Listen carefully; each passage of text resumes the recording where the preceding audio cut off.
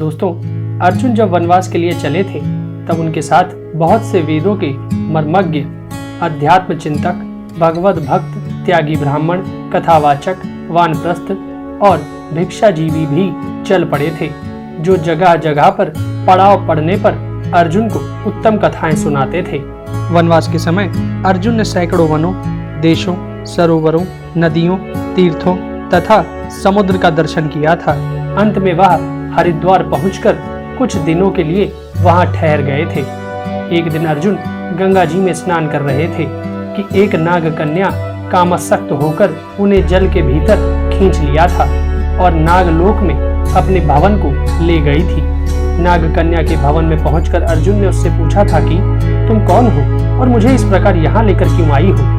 तब उस कन्या ने अर्जुन को यह बताया था कि हे अर्जुन, मैं ऐरावत वंश के कौरवे नाग की कन्या उलूपी हूँ और मुझे आपसे प्रेम हो गया है, इसलिए मैं आपको यहाँ लेकर आई हूँ।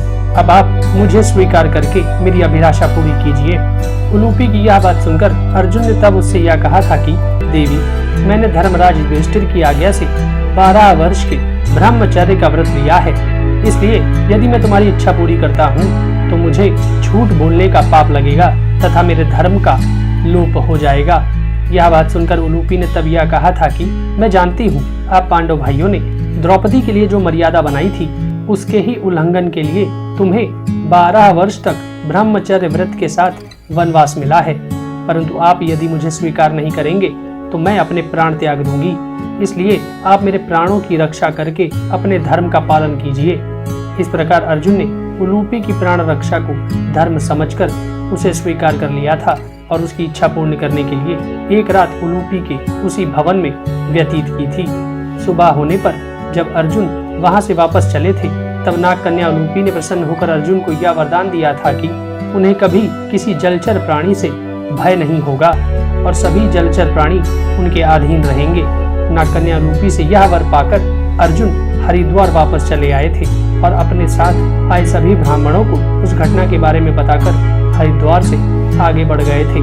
हिमालय की तराई के तीर्थों में स्नान करते हुए तथा वहां तपस्या कर रहे ऋषियों के दर्शन करते हुए अर्जुन सभी ब्राह्मणों के साथ आगे बढ़ते जा रहे थे। परंतु जब अर्जुन कलिंग देश के तीर्थों के दर्शन करके आगे बढ़ रहे थे तब उनके साथ आए सभी ब्राह्मण अर्जुन से अनुमति लेकर वापस लौट गए थे। उसके बाद अर्जुन समुद्र के किनारे चलते चलते मणिपुर पहुंच गए थे। मणिपुर में अर्जुन की दृष्टि जब वहां के राजा चित्रवाहन की कन्या चित्रांगदा पर पड़ी तो वह चित्रांगदा पर मोहित हो गए थे। इसलिए अर्जुन ने राजा चित्रवाहन के पास जाकर अपना परिचय दिया था और उनसे उनकी कन्या का हाथ मांग लिया था। तब राजा चित्रवाहन ने अर्जुन से यह कहा था कि मेरे पूर्वजों में प्रभंजन नाम के एक राजा थे। उन्होंने संतान न होने के कारण उग्र तपस्या करके भगवान शंकर जी को प्रसन्न किया था। तब भगवान शंकर जी ने उन्हें यह वरदान दिया था कि तुम्हारे वंश में सभी के एक एक संतान होती जाएगी। तब से हमारे वंश में ऐसा ही होता आया है। मेरी भी एक ही कन्या है, परंतु मैं उसे अपना पुत्र ही समझता हूँ, इसलिए मैं इसका पुत्री का धर्म के अनुसार विवाह करूंगा, जिससे इसका पुत्र मेरा दत्तक पुत्र हो जाए और मेरे वंश को आगे बढ़ाए। अर्जुन ने राजा चित्रवाहन की यह शर्त स्वीकार कर ली थी। उसके बाद अर्जुन और चित्रांगदा का विधि पूर्वक विवाह हुआ था। कुछ समय बाद राजकुमारी चित्रांगदा ने एक पुत्र को जन्म दिया था, जिसका नाम बब्रुवाहन रखा गया था। पुत्र के जन्म होने से राजा चित्रवाहन बड़े ही प्रसन्न हुए थे।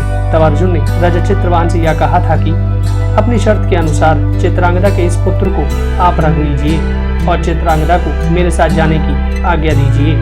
अर्जुन की आवाज सुनकर राजा चित्रवाहन ने तब अर्जुन से विनती करते हुए यह कहा था कि बब्रुवाहन अभी बहुत छोटा है, इसलिए चित्रांगदा को उसके पालन पोषण के लिए यहीं रहने दीजिए। बब्रुवाहन के थोड़ा बड़ा होने पर मैं चित्रांगदा को स्वयं इंद्रप्रस्थ लेकर आऊंगा। राजा चित्रवाहन की यह विनती सुनकर अर्जुन ने चित्रांगदा को उसके पिता के पास ही छोड़कर अपनी तीर्थ यात्रा के लिए चल पड़े थे।